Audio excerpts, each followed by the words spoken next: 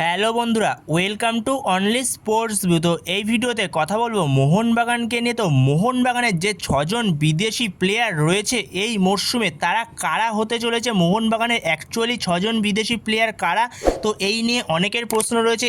এছাড়াও Jason Cummins অথবা Robson রবিনোকে নিয়ে অনেকের প্রশ্ন রয়েছে, যেখানে জেসন কামিন্সের সঙ্গে কি মোহনবাগানের চুক্তি শেষ হয়ে গেছে, সে কি মোহনবাগানে আছে, তো এই নিয়ে অনেকের প্রশ্ন রয়েছে। যেখানে জেসন কামিন্সকে হ্যাপি বার্থডে পোস্ট করেও জানিয়েছে মোহনবাগান পেজ থেকে, তো সেটা নিয়েই আলোচনা করব। তো সেইখানে মোহনবাগানের ছজন বিদেশি, বর্তমান সময় পাঁচজন বিদেশি মোহনবাগান টিমে রয়েছে। যেখানে মোহনবাগান টিমে আগে থেকেই রয়েছে আলবার্তো রড্রিগেস এবং জেমি ম্যাকলারেন, তারা আগের বছর থেকেই রয়েছে। এছাড়া মোহনবাগানের এই মরশুমে নতুন সাইনিংগুলো হলো সামির জেলকোভিচ, ড্রেজান ড্র্যাজিক আর মিগুয়েল ফিগুয়েরা। তো এই তিনজন প্লেয়ারকে মোহনবাগান এই মরশুমে নতুন তিন বিদেশিকে সাইন করিয়েছে। তো সব মিলিয়ে পাঁচটা বিদেশি মোহনবাগানের কাছে রয়েছে, যেখানে Jamie McLaren, Alberto Rodrigues, Samir Zeljkovic, Drazan Dragic আর মিগুয়েল ফিগুয়েরা।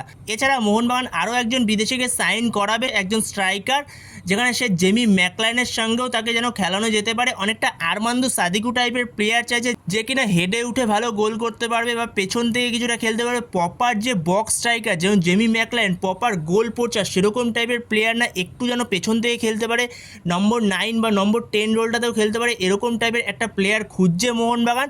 তো সেইখানেই দাঁড়িয়ে প্রশ্ন হলো, এখন রবসান রবিনো আর জেসন কামিন্স তারা অলরেডি কি মোহনবাগান টিমের সঙ্গে এখনও রয়েছে? তাদের এখনও পর্যন্ত কোনো রকম থ্যাংক ইউ পোস্ট করা হয়নি।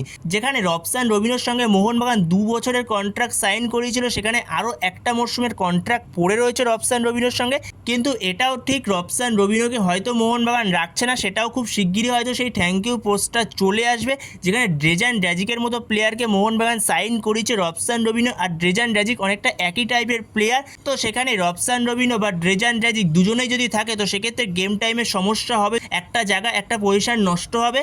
এরপরে আরও একটা প্রশ্ন, জেসন কামিন্সের সঙ্গে কি মোহনবাগানের এখনও কন্ট্রাক্ট রয়েছে?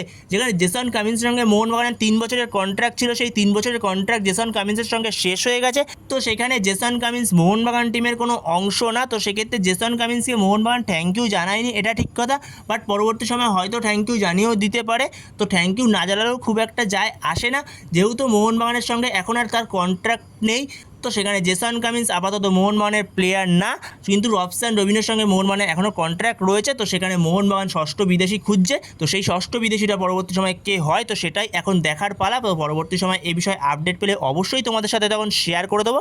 তো এই ভিডিওতে এই পর্যন্তই। তো এই ভিডিওতে এই আপডেটগুলো নিয়ে আলোচনা করার ছিল। তো ভিডিওটি ভালো লাগলে অবশ্যই লাইক, শেয়ার, সাবস্ক্রাইব করতে ভুলো না। তো নেক্সট ভিডিওতে দেখা হচ্ছে, ততক্ষণের জন্য বাই বাই।